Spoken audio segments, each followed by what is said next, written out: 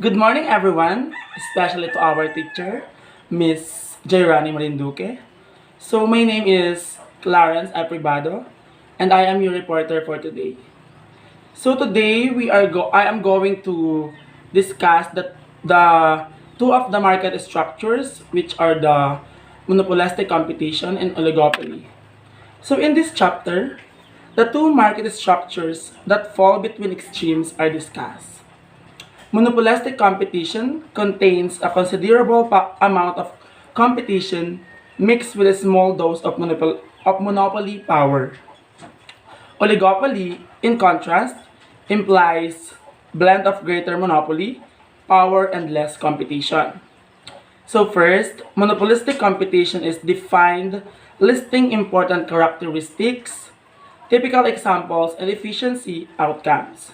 Next, we turn to oligopoly, surveying the possible causes of price, output, and advertising behavior that oligopolistic industries might follow.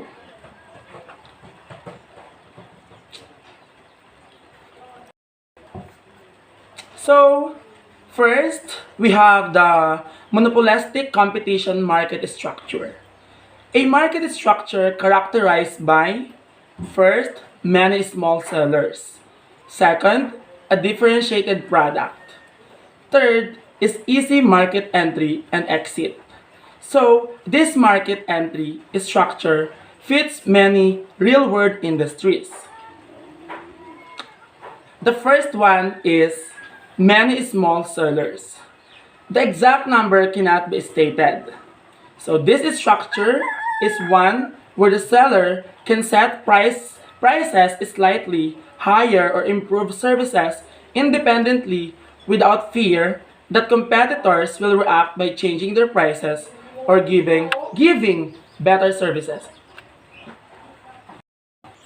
So dito is hindi nalalaman kung yung exact number ng mga sellers na nakikipagkompetensya dito sa monopolistic competition.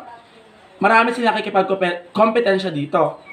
And yung mga seller dito is nagsiset sila ng price unti-unti pataas. Kumbaga, without fear that competitors will react by changing their prices or giving better services. Hindi sila nagdadalawang isip na magtaas ng presyo dahil alam nila na marami silang kalaban. The next characteristic is differentiated product. This is the key difference between perfect and monopolistic competition. Production differentiation is the process creating real or apparent differences between goods and services. So this is the key differences between perfect and monopolistic competition. Ito yung pinakang key differences pagkakaiba ng perfect competition at monopolistic competition. So product differentiation, ito yung process kung saan nagki-create kung paano ma-identify yung malinaw na pagkakaibahan ng between goods and services na pinoproduce ng mga sellers. So, here are the examples of differentiated products. Number 1, design. Isa siya sa example ng differentiated products dahil ang isang product is hindi pare-parehas ang design. Siyempre, may iba't ibang design ang mga product na pinoproduce ng mga sellers. Next, reliability. Isa rin siya sa examples ng differentiated products. So, in terms of reliability, nalalaman yung kaibahan ng product sa isang products dahil mas nalalaman natin kung alin yung mas maganda ang quality ng isang product compare to the other product. Next is location. So location is nalalaman natin yung differences ng location ng isang products dahil iba-iba ang lugar na pinanggalingan ng product na yon. For example is Lumihan sa Batangas. So yung Lumihan is sa Batangas. So dito rin sa Marinduque, meron ding Lumihan dito. So by that, lalaman natin yung differences ng isang products in terms of location. Next is costly information. Siyempre, ang isang product is hindi pare-parehas ang price. Iba-iba ang presyo ng isang products. So, kaya naman isa sa examples ng differentiated products. How do they compete? So, they often compete on non-price competition. So, what is non-price competition? Non-price competition is a marketing strategy in which one firm tries to distinguish its product or services from competing products on the basis of attributes like design and workmanship. So, this includes the following: advertising, first; second is packaging; third, product development; fourth, better quality; and lastly, better services. So, number one is advertising. So, nagko-compete ang mga sellers in terms of advertising through commercial. Doon yung way ng kanilang pag-compete sa ibang sellers, sa mga ibang sellers din. Next, packaging. So, packaging means wrapping or bottling of products to make them safe damages during transportation and storage. So, isa rin ito sa pinagkukompetensyahan ng mga sellers. Siyempre, bago ka mag-produce sa isang products, dapat maganda yung packaging ng product para mas maganda ito sa mga customers na iyong pinagbebentahan. Next is product development. Product development is complete process of delivering a new product or improving an existing one for customers. Okay, isa rin siya sa basehan kung paano nagko-compete ang mga sellers. Siyempre, sa pag-produce mo ng mga products is dapat yung pag-deliver mo ng product is maayos. Kumbaga, nagkakaroon ng improvement dun sa pag-deliver mo ng sa pag-produce mo ng mga products sa isang customers. So by that, mas marami kang customers na makukuha at ma-obtain. Next is better quality. Isa rin siya kung sa basehan na pinagkukompetensyahan ng mga sellers. Siyempre, bago ka produce ng iyong product, syempre dapat maganda yung quality ng ng product mo para maging patok ito sa mga customers. Next, lastly is better services. Isa rin siya sa pinagkukompetensyahan ng mga sellers. Dapat yung services ng iyong mga product is maganda para mas mangibabaw ka sa ibang sellers at maraming customers din ang bumili sa iyo at ang kilikin ng iyong product. So, the third characteristic of monopolistic competition is easy entry and exit.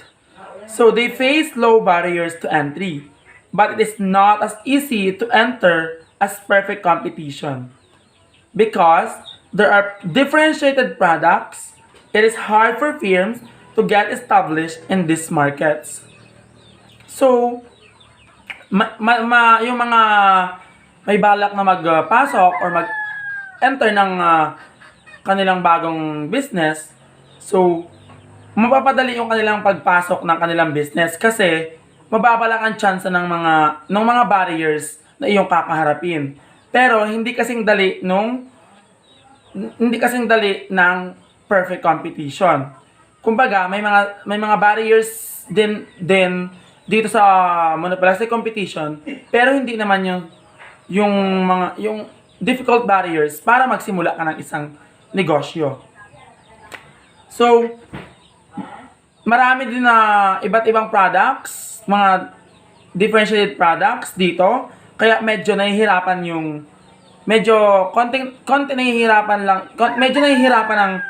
mga firms to get established in these markets. Pero otherwise, madali silang makapasok dito, and at the same time, madali silang umexit sa market. So, ang example nito is new restaurants in town.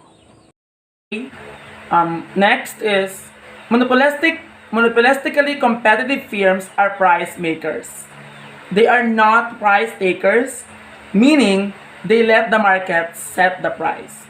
So yung mga mga companies sa monopolistic competition is hindi sila yung basta-basta na sumasang-ayon lang sa mga presyo na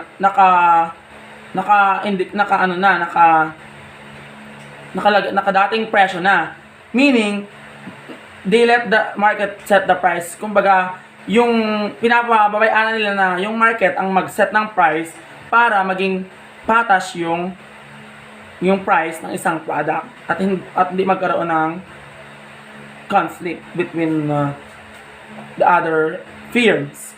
Thus, the demand curve is less elastic than the perfectly competitive firm. So, yung demand curve naman is less elastic siya kumpara sa perfectly competitive firm, but more elastic than the monopolist. Next is, what do the demand and marginal revenue curve look like? Demand and marginal revenue are negatively sloped. Negatively sloped demand curve is equal to marginal revenue is less than price at each quantity. Marginal revenue is negatively sloped and lies below the demand curve. So a negative slope means that the two variables are negatively related. That is, when x is increases, y decreases. And when x decreases, y increases. Graphically, a negative slope means that as the line on the line graph moves from upper left to lower right. And so yung line is pababa ang falls. Pababa siya, the line falls.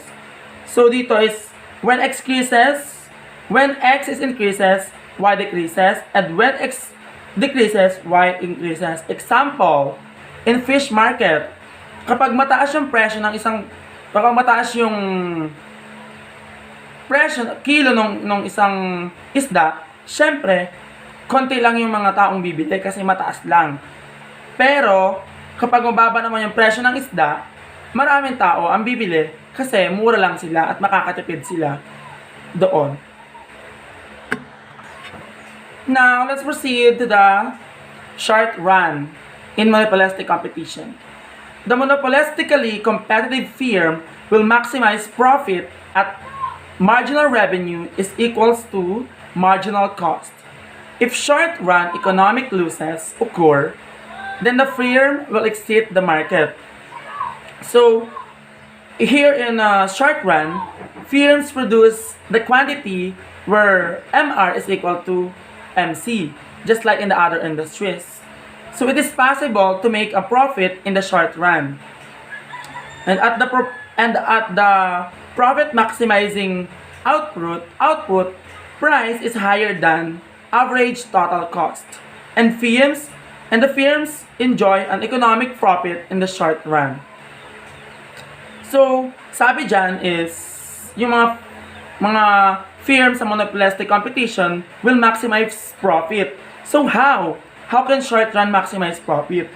So, a firm maximizes its profits by choosing to supply the level of output where its marginal revenue equals its marginal cost. Yung nakalagay nga dyan sa PPT.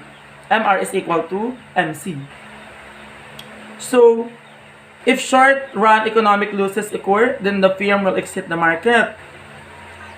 So, kung yung sa short run is when a firm cannot recover its fixed cost, the firm will choose to shut down temporarily if the price of good is less than average variable cost.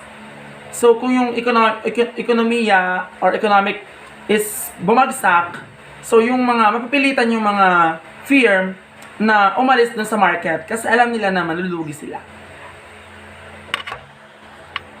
Next, in long run, the firms will not earn a profit like perfect competition. Long run equilibrium, sellers earn zero economic profit or a normal accounting profit. Kung sa short run, firms will maximize their profit, pero dito naman sa in long run, firms will not earn a profit like kagaya ng perfect competition.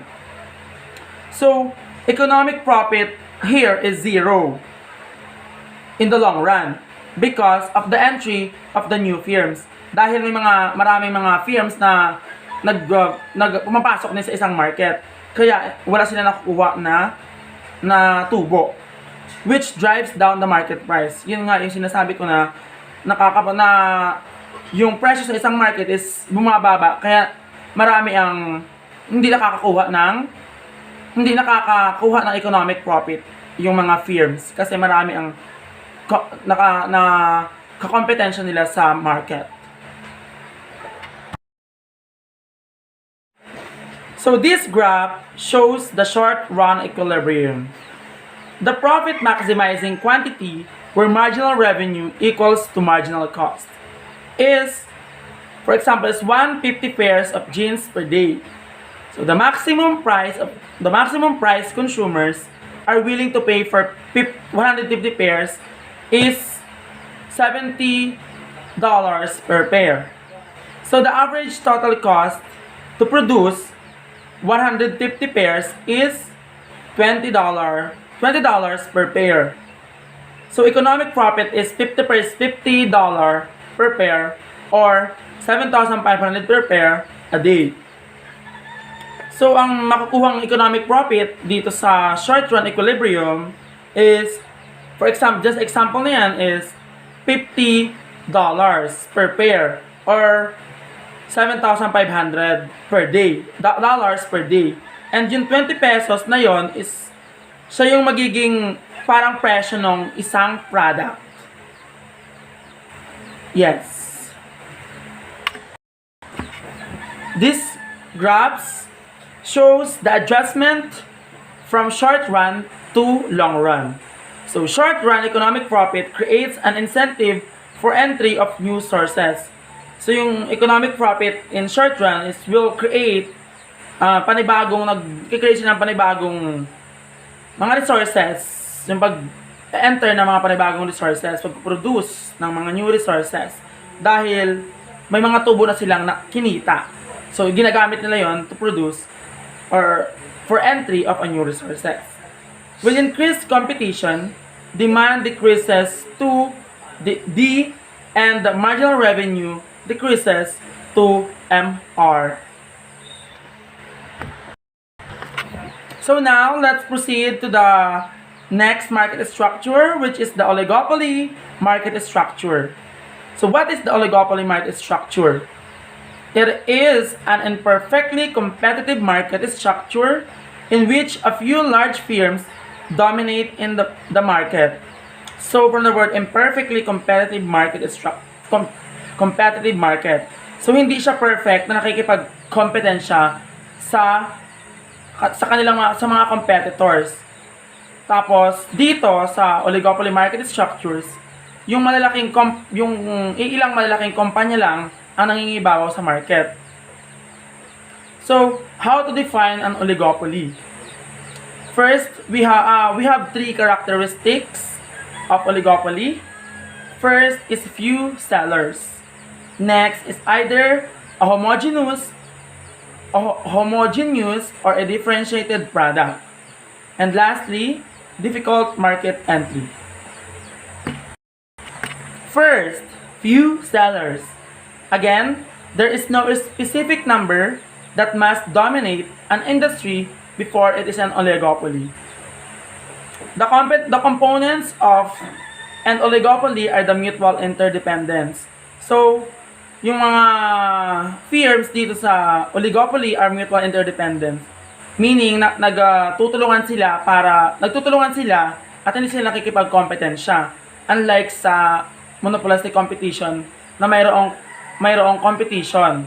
Dito sa oligopoly is wala. At the same time, nagtutulungan sila. So, what is mutual interdependence? In which an action by one firm may cause a reaction from other. Being there are only a few firms in the market. Yung sinasabi ko nga is, iilan lang yung mga market, iilan lang yung mga firms sa market. Kokonti lang sila. It is easy to collude in the market. The next characteristic is homogeneous or differentiated products. So the goods produced may be identical or may not be identical. So yung mga goods or services na produce dito sa oligopoly is pwede silang magkakapare-parehas or pwede rin hindi magkakapare-parehas. They are not similar or may not be similar.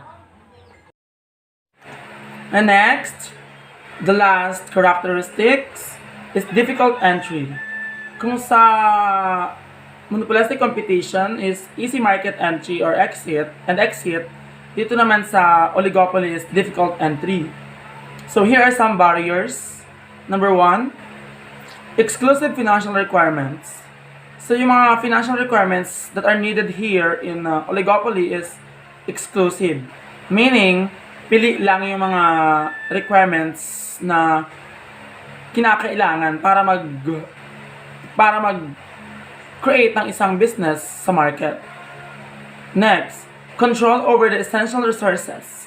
So, merong control, may limitations sa pag-produce ng mga essential resources na gagamitin mo sa iyong business. So, yan sa mga barriers. So, patent rights. So, patents are usually seen as barriers to entry created temporarily by the government. So ito yung nasa government, related na siya sa government. Next, other legal barriers, yung ibang mga legal na mga requirements or mga legal barriers na that may affect sa pag entry ng new business sa market. Next is the economies of scale. This is the major one. So, what is economies of scale? It is the cost advantages reaped by companies when production becomes efficient, companies can achieve. So, bakit isa sa pinakang major barriers in oligopoly? So, because they discourage potential competitors from entering a market and thus contribute to the monopolistic power of some firms. So, that is the major one, barriers in oligopoly market structure. Yun yung mga barriers sa pag-entry ng new business sa isang market. So, examples of oligopolies. Beverages, yung mga inumin, music, CDs, tobacco, and automobiles. So, in 2007, after 2008, the big three went from 70% of the market to 50%. So, as you can see, so bumaba yung porsyento nung mga product from 70% of the market to 50%. So, yun yung itong graph na ito is nagpapakita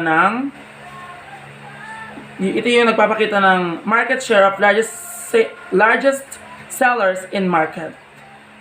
The big three are the beverages, tobacco, and cars.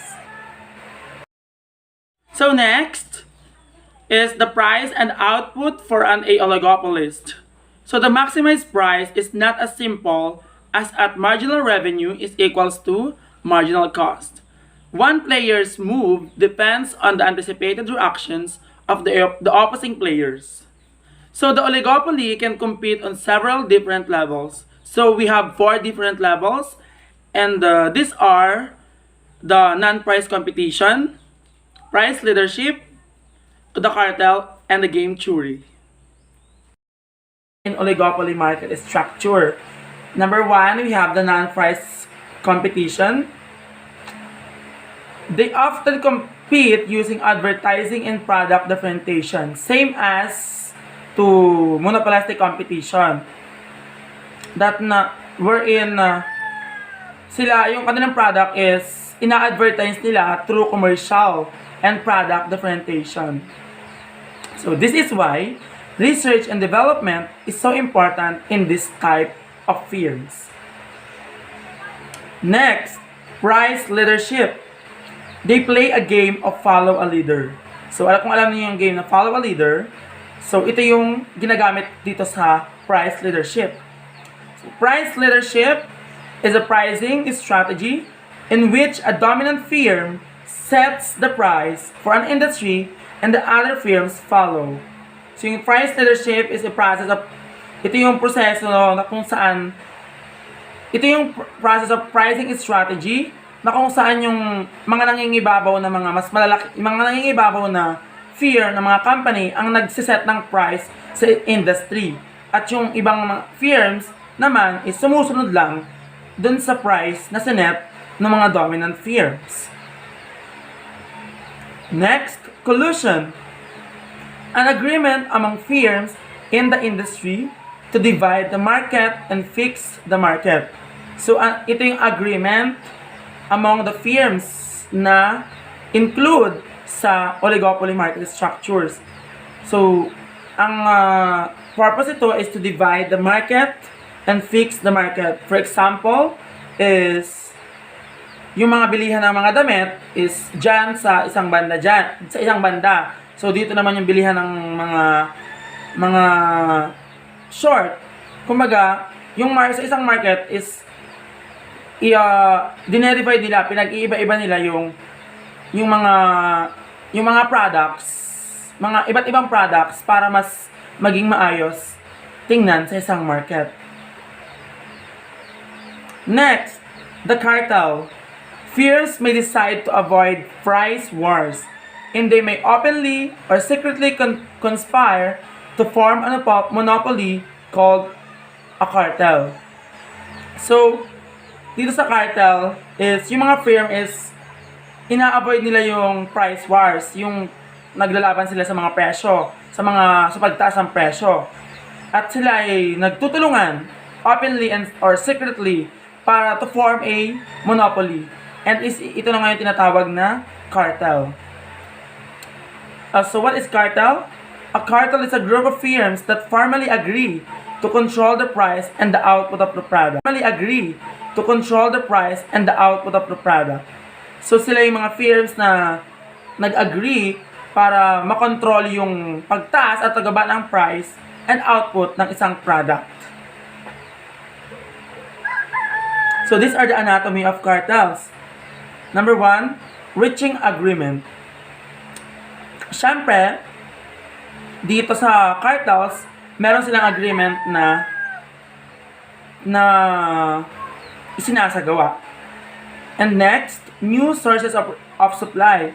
May mga bagong sources ng supply na maaring gamitin dito sa cartels. So, greater energy efficiency and consumer substitution. So, merong greater energy efficiency ng mga product and consumer substitution.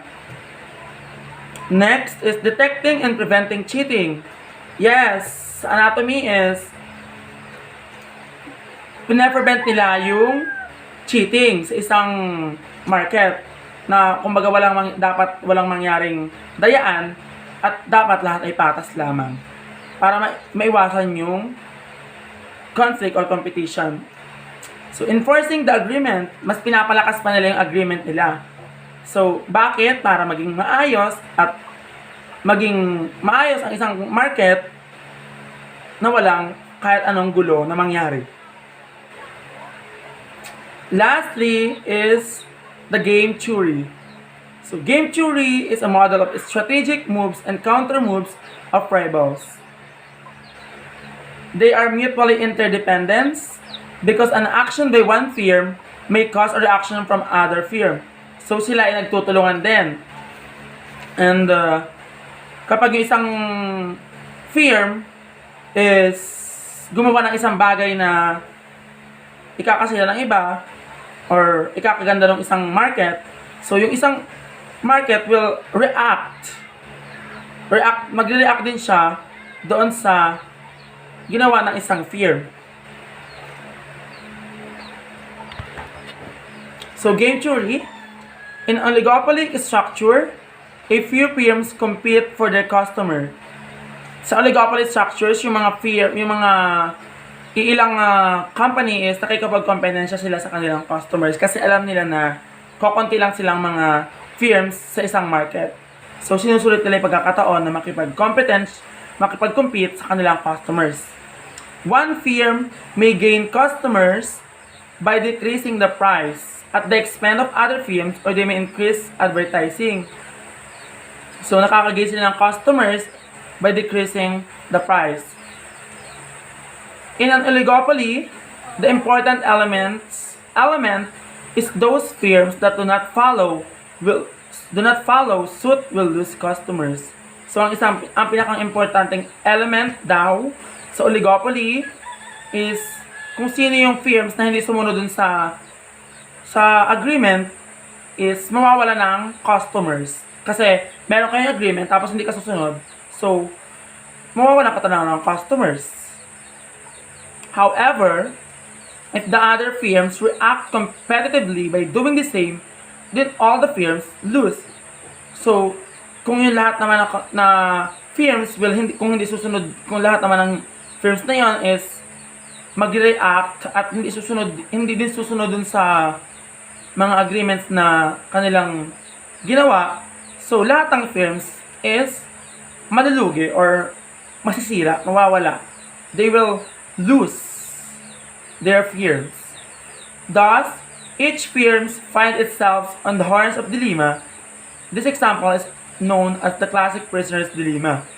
Kung kaya by that happen, kung mangyari man yon, is kanya kasi lang gagawa ng paraan para to overcome dun sa pagkaluging na yon.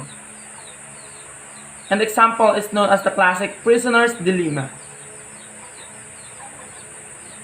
So, I have here the example of game theory.